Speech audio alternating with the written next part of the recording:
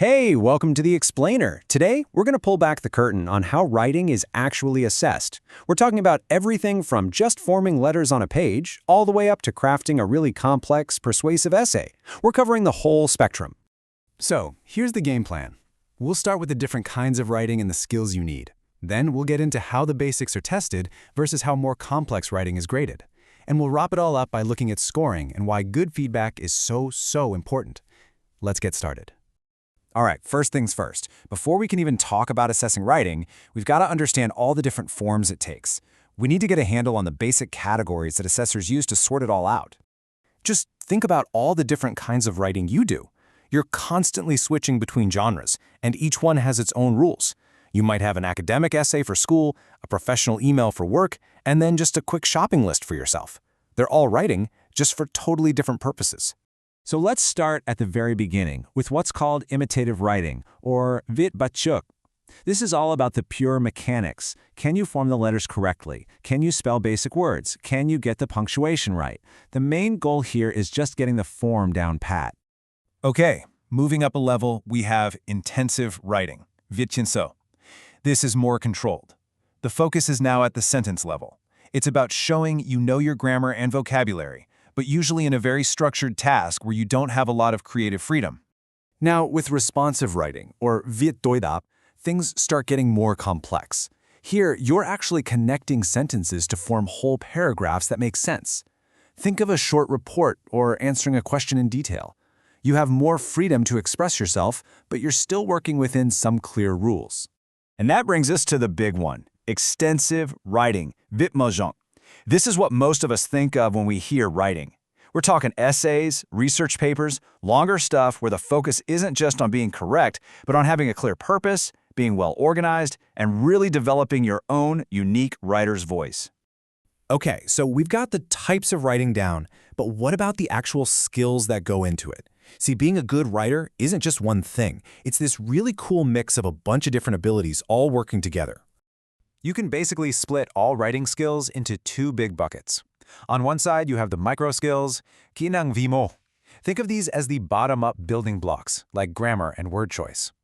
And on the other side, you have macro skills, kỹ năng vi mô, which are the top-down, big-picture things like structure and style.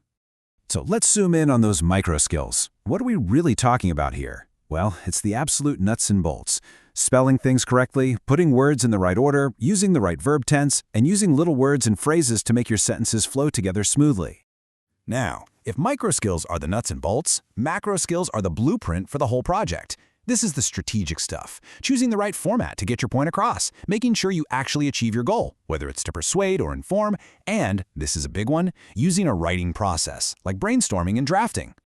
Okay, so we've got the types and the skills. So how do we actually go about assessing all of this?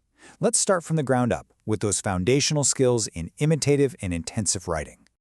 You know, when it comes to checking those absolute basics, it's actually pretty simple. The tasks are really direct. We're talking things like copying text to check for accuracy, practicing handwriting, or even just filling out a simple form with your name and address. Now, for testing sentence-level skills, things get a little more involved. A classic example is dictation. You hear a sentence or a short paragraph, and you have to write it down perfectly. Another common one is a grammar transformation exercise, like taking a sentence and changing it from the present tense to the past tense. All right, let's level up. When we move beyond just single sentences and start looking at connected text, full paragraphs and essays, that's when a whole new set of challenges pops up for both the person writing and the person grading. And this brings up a really big question, right? When a writer is free to come up with their own ideas and be creative, how on earth do you grade that in a way that's fair and also actually helpful? Turns out there are three major hurdles to clear. First, authenticity. Is this test anything like a writing task you do in the real world? Second, scoring. I mean, how can you be truly objective when grading something creative? And finally, there's time. Good writing often takes multiple drafts, so how much can a one-shot time test really tell us? But hey, even with those challenges, there are some great ways to assess this kind of writing. You might be asked to paraphrase something to show you understand it, answer questions that require a full paragraph, or write short reports and summaries. These are all really effective tasks. Okay, so we've talked about the tasks, but the really crucial question is, how do you put a number on it? Let's dig into the common ways that these more complex writing assignments get scored, both in class and on those big standardized tests. You've probably experienced this before. For practical reasons, a lot of big tests rely on a timed impromptu essay. You get a topic, the clock starts, and you have to write a complete essay right then and there. It may not be perfect, but it's a practical way to test a lot of people at once. So how do the graders actually do it? Well, there are three main methods. First is holistic scoring, or 점점동태, which is basically giving one single score based on your overall impression. Then there's primary trait scoring, 점점throdakneimching, where you're graded on just one specific thing, like how persuasive you were. And finally, there's analytic scoring, 점점분석, which breaks it all down and gives you separate scores for things like grammar, organization, and so on. But here's the thing. A score is just a number, and the most valuable part of all of this isn't the final grade. It's the feedback, the comments and suggestions that actually help a writer get better. That's where the real magic happens. And this quote right here, it absolutely nails it. You don't become a good writer by getting a perfect score on your first try. No way.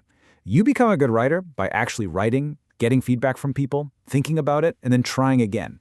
It's that whole cycle that really matters. And that leaves us with a final thought for you to chew on. Now that you've seen how it all breaks down, what are you going to focus on to improve your own writing?